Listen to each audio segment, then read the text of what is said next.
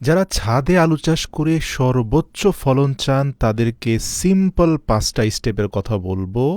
আপনাকে বড় কোনো ড্রাম কিনতে হবে না, সাধারণ প্লাস্টিকের ব্যাগ দিয়ে কাজ হয়ে যাবে। শুধুমাত্র বীজ আলু উৎপাদনের সময় আলুগুলোর গায়ের মধ্যে পানি দিয়ে ব্রাশ করে তারপরে অ্যালোভেরা জেলটা একটু লাগিয়ে দিবেন। তারপর পুরনো যে কোনো একটা ঝুড়ির মধ্যে ৩-৪টি স্তরে খড়কুটো রেখে তার উপরে বীজের জন্য বাছাই করা আলুগুলোকে রেখে দিবেন ৫ দিনের জন্য। এরপরে আপনি হাত দিয়ে পানি ছিটা দিলেও হবে, পানি স্প্রে করলেও চলবে। ব্যাস, এবার আমাদের এই ছোট্ট প্রজেক্টের জন্য ৫টা প্লাস্টিকের ব্যাগে আমরা মাটি ভরব।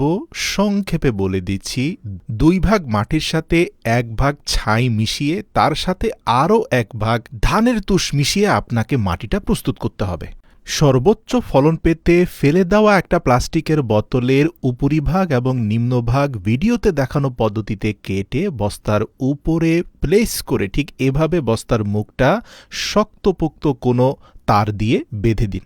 নিচের দিকে বেশ কয়েকটা ছিদ্র করে দেবেন যাতে এয়ার সার্কুলেশনটা ভালো থাকে।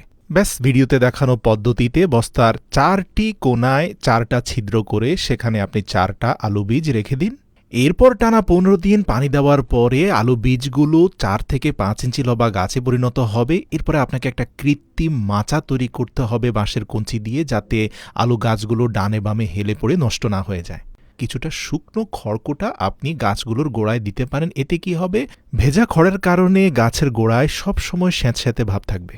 দেখুন, বেশি ফলন পেতে পরিচর্যার কোনো বিকল্প নাই, তাই পূর্ব থেকে গুজে রাখা প্লাস্টিকের বোতলের ভেতরে আপনার রান্নাঘরের উচ্ছিষ্ট জৈব সারগুলোর সাথে ট্রাইকোডার্মা সার মিশিয়ে সেখানে আপনি রেখে দিবেন। ট্রাইকোডার্মা না মিশিয়ে শুধু জৈব সার দিলেও কাজ হবে, কিন্তু যদি আপনি বাজারে যে কোনো দোকানে গেলে ট্রাইকোডার্মা সারটা পেয়ে যাবেন। এটা খুব কমন একটা সার। তবে হ্যাঁ, ট্রাইকোডার্মা মিশ্রিত জৈব সার ব্যবহার করলে গাছের বয়স ৫০ দিন হওয়ার পরেই ব্যবহার করতে হবে। এছাড়াও ছত্রাকের কারণে আলু গাছের কাণ্ড পচে যাওয়া অথবা পাতা কুঁকড়ে যাওয়ার সমস্যা দেখা দিলে প্রিয় দর্শক, আপনাকে অবশ্যই কীটনাশক ব্যবহার করতে হবে। কীটনাশকের বিস্তারিত তথ্য বলতে গেলে ভিডিওটা অনেক লম্বা হয়ে যাবে, তাই গাছের ছত্রাক বা পাতা কুঁকড়ে যাওয়ার মতো সমস্যা দেখা গেলে কোন জায়গা থেকে কীটনাশক সংগ্রহ করে কতটুকু পানির সাথে মিশিয়ে আপনি কীটনাশক ব্যবহার করবেন তা বিস্তারিত এই ভিডিওর কমেন্টে আমি লিখে দিচ্ছি। কথায় বলে, কষ্টের ফল মিষ্টি হয়। টানা ৮০ দিন পর্যন্ত অনবরত পরিচর্যা এবং নিয়মিত পানি দেওয়ার ফলে আমাদের এই কয়টি আলু গাছেই কম বেশি ১ মণ আলুর ফলন হয়েছে, আলহামদুলিল্লাহ। ভিডিওর শেষে বোনাস টিপস হিসাবে বলে দিচ্ছি, আপনি চাইলে এই একই প্রক্রিয়ায় মিষ্টি আলুর চাষও করতে পারেন, তবে সেখানে আপনি বাড়তি কিছু অ্যাডভান্টেজ পাবেন।